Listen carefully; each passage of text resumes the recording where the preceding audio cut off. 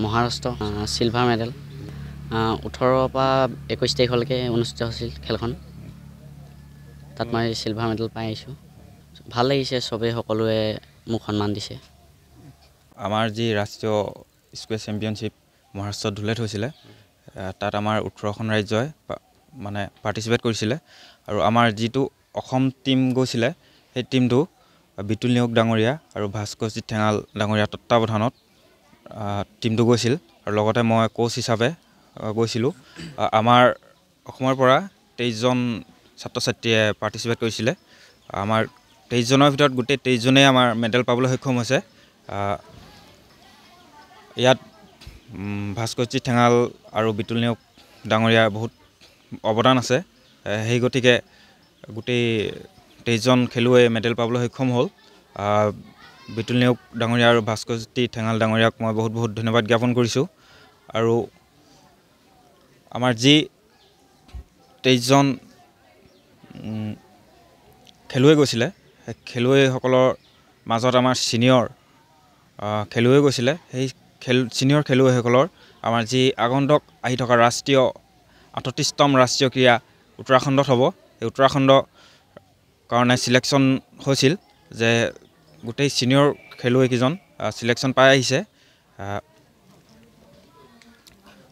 গতিকে আমাৰ যিকেইজন ছিনিয়ৰ খেলুৱৈ আছিলে ছিনিয়ৰ খেলুৱৈসকল 38 নেশ্যনেল গেমছত পাৰ্টিচিপেট কৰিব বহুত ভাল লাগিছে আজি মই জয়তে আপোনালৈ ধন্যবাদ জ্ঞাপন কৰিছোঁ আৰু আমাৰ ছাত্ৰ ধ্ৰুৱজ্যোতি বৰাই সৰ্বভাৰতীয় ক্ষেত্ৰত চিলভাৰ মেডেল যি কঢ়িয়াই আনিলে তাৰ বাবে আমি যথেষ্ট গৌৰৱ অনুভৱ কৰিছোঁ আৰু তেওঁলৈ আমি ধন্যবাদ জ্ঞাপন কৰিছোঁ আৰু তেওঁ ভৱিষ্যত উজ্জ্বল কামনা কৰিছোঁ ধন্যবাদ মহোদয় প্ৰমুখ্যে উপস্থিত শিক্ষক বন্ধু বান্ধৱীসকল আৰু মোৰ অতি শ্ৰদ্ধাৰ সাংবাদিক বন্ধুসকল আৰু মোৰ মৰমৰ ছাত্ৰ ছাত্ৰীসকল এইটো আমাৰ বাবে অতি সৌভাগ্য সদৌ ভাৰতবৰ্ষত ইণ্টাৰনেশ্যনেল পৰ্যায়ত যি খেল অনুষ্ঠিত হৈছিল সেই খেলত 18খন আমি জানিবলৈ পাইছোঁ যে 18খন ৰাজ্যই ইয়াত পাৰ্টিচিপেট কৰিছিল তাৰ ভিতৰত আমাৰ বিদ্যালয়ৰ শ্ৰীমান ধ্ৰুৱজ্যোতি বৰাই ৰূপৰ পদক পাবলৈ দ্বিতীয় স্থান পাই ৰূপৰ পদক পাবলৈ সক্ষম হৈছে তাৰ বাবে আমি অতি গৌৰৱান্বিত আৰু আশা ৰাখিছোঁ ভৱিষ্যতে এনেকুৱা ৰাষ্ট্ৰীয় পৰ্যায়ৰ খেলত